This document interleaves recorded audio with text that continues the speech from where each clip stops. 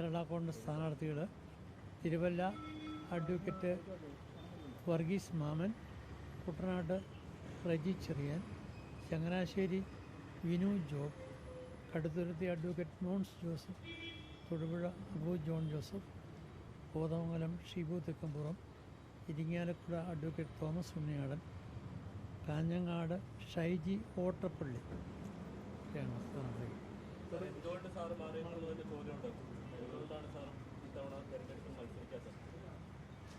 ആരോഗ്യപരമായ കാരണങ്ങൾ ഉണ്ടാവും. പാർട്ടിയെ നയിക്കുന്നത്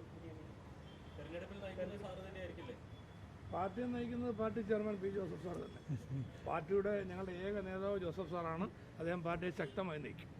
സാറേ, ഈ 2 സീറ്റുകൾ ഇത്തവണ നഷ്ടപ്പെട്ടിട്ടുണ്ട്. അക്കാര്യത്തിൽ പ്രവർത്തകർക്ക് വലിയ വികാരമുണ്ട്.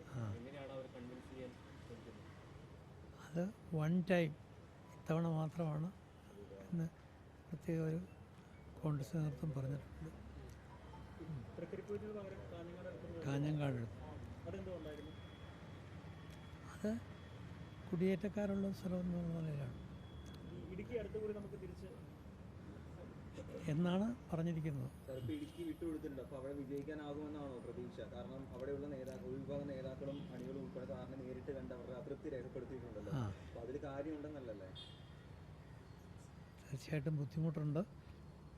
എങ്കിലും ഐക്യജനാധിപത്യ മുന്നണിയുടെ വിജയം എന്നുള്ള നിലയിൽ എല്ലാവരും പ്രവർത്തിക്കുമെന്ന് എൻ്റെ പ്രതീക്ഷ.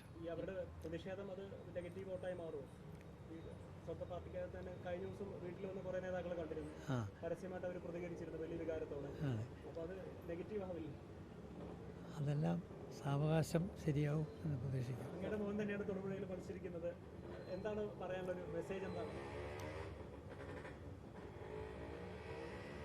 ജനനന്മയെ കരുതി ഞാൻ പ്രവർത്തിച്ചതുപോലെ തന്നെ ഏറ്റവും ഭംഗിയായി ജനസേവന രംഗത്ത് പ്രവർത്തിക്കും എന്നാണ് എൻ്റെ പ്രതീക്ഷ.